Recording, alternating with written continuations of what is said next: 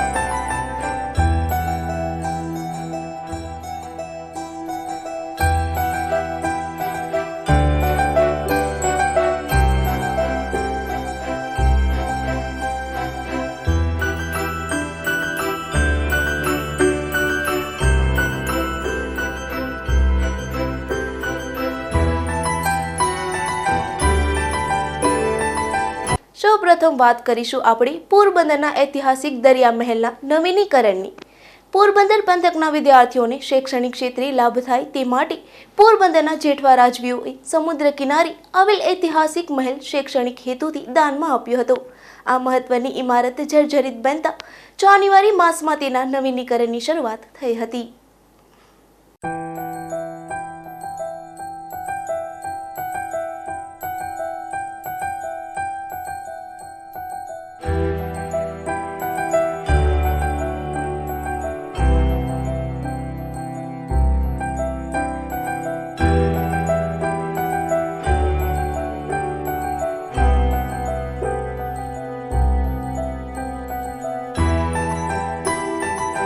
પોરબંદરના મહારાજા ભાવસિંહજી માધવસિંહજી જેઠવાએ વર્ષ 1903માં પોરબંદરના દરિયાકાંઠે દરિયા મહેલનું નિર્માણ કરાવ્યું હતું। ત્યારબાદ આઝાદી વર્ષ પછી 1955માં લોકહિતાર્થે મહારાજાએ આ મહેલ પોરબંદરની પ્રજાને ભેટમાં આપી દીધો હતો। બાદમાં ભેટમાં આપેલ દરિયા મહેલમાં રામબા ગ્રેજ્યુએટ ટીચર્સ કોલેજ કાર્યરત કરાઈ હતી, જ્યાં ભાવિ શિક્ષકોને શિક્ષણ આપવામાં આવી રહ્યું હતું।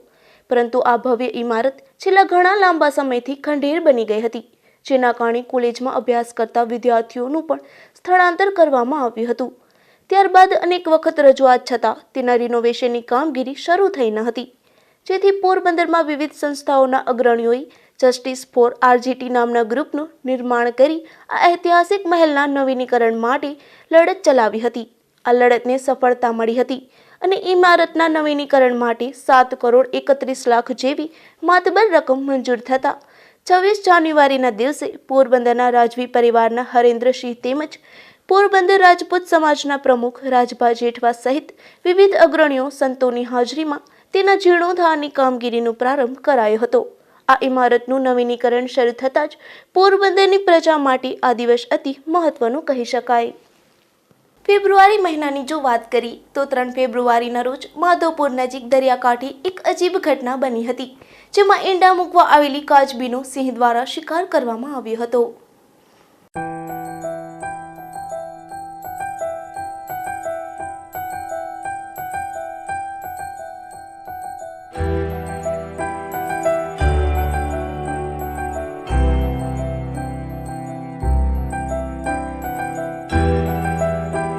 છેલ્લા થોડા સમયથી ગીરમાં વસવાટ કરતા સિંહ પોતાની હદ વટાવીને ગીરની બહાર આવી રહ્યા છે, જેમાં આ સિંહો માધવપુર નજીકના દરિયાકાંઠા સુધી પણ પહોંચ્યા હતા અને અહીં પહોંચીને તેઓએ દરિયાકાંઠે ઈંડા મૂકવા આવેલ એક કાચબીનો શિકાર કર્યો હતો.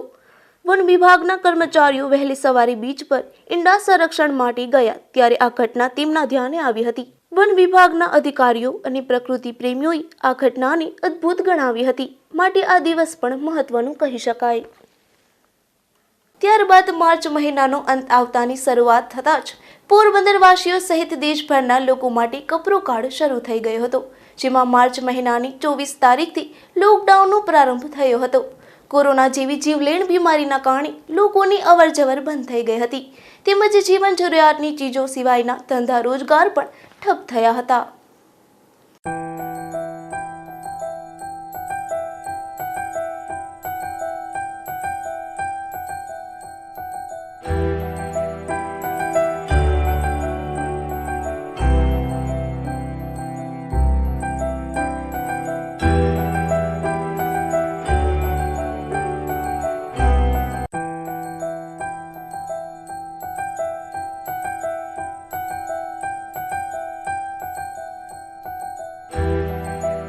આમ તો 24 માર્ચ સમગ્ર દેશ માટે મહત્વનો દિવસ કહી શકાય, કારણ કે તે દિવસથી જે લોકડાઉનની શરૂઆત થઈ ત્યારથી લોકો એવા આર્થિક મંદીમાં ગરકાવ થયા છે કે હજુ સુધી ઊભા થઈ શક્યા નથી. માત્ર એટલું જ નહીં, પરંતુ લોકડાઉનના કારણે સમગ્ર જનજીવન પણ ઠપ થયું હતું. કોરોનાના કારણે પોરબંદરનું કીર્તિ મંદિર 6 માસ અને સુદામા મંદિર 4 માસ બંધ રહ્યું. જોકે કોરોનાનું સંક્રમણ અટકાવવા આ લોકડાઉન પણ અતિ જરૂરી હતું. માર્ચ મહિનાની 29 તારીખ પણ પોરબંદરવાસીઓ ક્યારેય નહીં ભૂલી શકે, કેમ કે આ દિવસે જ પોરબંદરમાં કોરોનાની એન્ટ્રી થઈ હોય તેમ જિલ્લાનો પ્રથમ કેસ નોંધાયો હતો, માટે પોરબંદરવાસીઓ માટે આ દિવસ પણ મહત્વનું ગણી શકાય.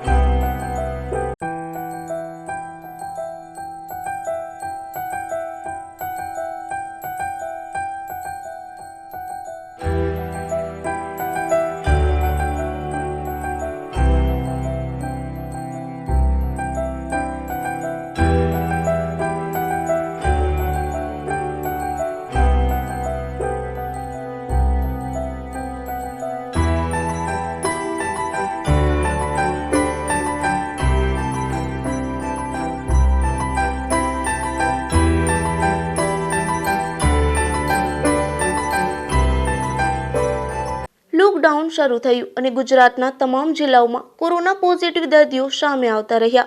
પોરબંદરવાસીઓમાં પણ કોરોનાને લઈને ડર જોવા મળતો હતો. પોરબંદરમાં પણ સિવિલ હોસ્પિટલ ખાતે કોરોના ટેસ્ટ શરૂ કરવામાં આવ્યા હતા, જ્યાં લોકડાઉનના 6 દિવસ વીતતા જ તારીખ 29 માર્ચના રોજ પોરબંદરમાં પણ કોરોનાની એન્ટ્રી થઈ હતી. પહેલો પોઝિટિવ કેસ નોંધાતા જ જિલ્લાભરમાં ફફડાટ વ્યાપી ગયો હતો. જોકે સિવિલ હોસ્પિટલ અને સરકારી તંત્રએ લોકોને ડરવા નહીં અને પૂરતી કાળજી રાખવા અપીલ કરી હતી. આજે વર્ષ 2020 પૂર્ણ થઈ રહ્યું છે, ત્યારે પોરબંદર જિલ્લામાં કોરોના દર્દીઓની સંખ્યા 937 આસપાસ પહોંચી છે. જોકે સદનસીબે અન્ય જિલ્લાઓની સરખામણીમાં પોરબંદરમાં કોરોનાના સંક્રમણમાં ઘટાડો થયો છે. પોરબંદર માટે 1 મેનો દિવસ પણ મહત્વનો કહી શકાય, કેમ કે તે દિવસે મૂળ પોરબંદરના વતની અને જાણીતા ઉદ્યોગપતિ તેમજ સેવાભાવી વ્યક્તિત્વ ધરાવનારા રિઝવાન અડતિયાનું અપહરણ થયું હતું.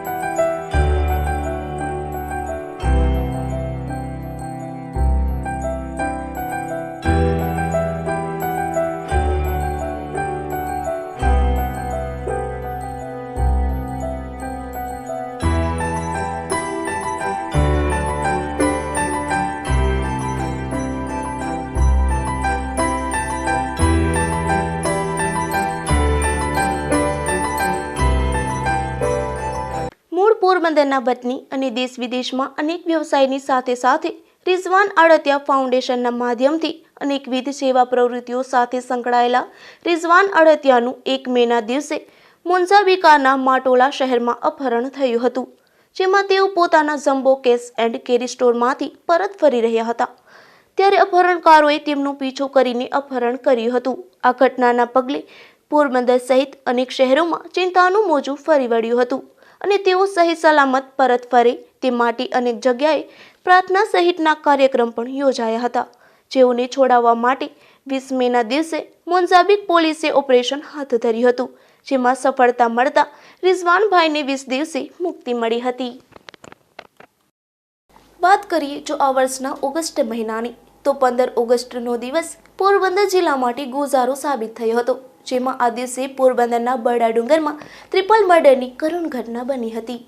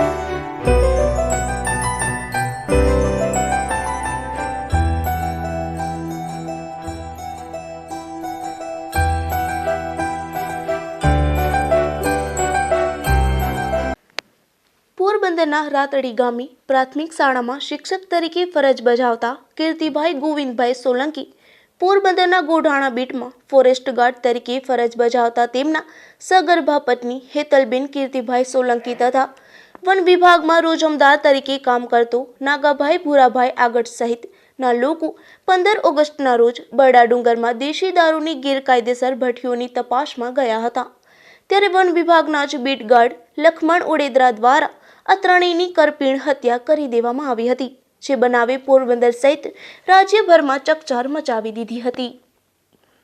તો આ વખતે પોરબંદરના ઇતિહાસમાં પ્રથમ વખત એવું બન્યું હતું કે 2 ઓક્ટોબરના રોજ ગાંધી જયંતિની ઉજવણીમાં પણ રાજ્યના મુખ્યમંત્રી રૂબરૂ ઉપસ્થિત રહી શક્યા ન હતા અને તેઓએ વર્ચ્યુઅલ ઉપસ્થિતિ મારફત સર્વધર્મ પ્રાર્થના સભામાં હાજરી આપી હતી. જોકે ગુજરાતની સ્થાપના થયા બાદ દર વર્ષે ગાંધી જયંતિના દિવસે રાજ્યના મુખ્યમંત્રી અચૂક કીર્તિ મંદિરે હાજરી આપતા જ, પરંતુ આ વર્ષે હાજરી ન આપી શક્યા એટલે આ વર્ષની 2 ઓક્ટોબરનો દિવસ પણ પોરબંદરવાસીઓ માટે નોંધપાત્ર રહ્યો છે.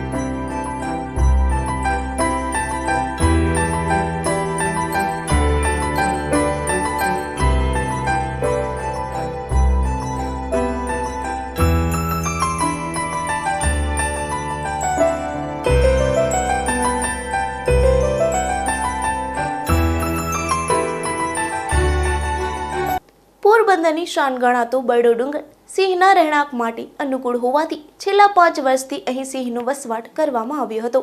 જ્યાં રહેતા સિંહ યુગલના 3 સિંહ બાળનું જૂનાગઢ ખાતે 10 ડિસેમ્બરના રોજ મોત નીપજ્યું હતું. એટલે આ દિવસ પણ પોરબંદર જિલ્લા માટે નોંધપાત્ર બન્યો છે.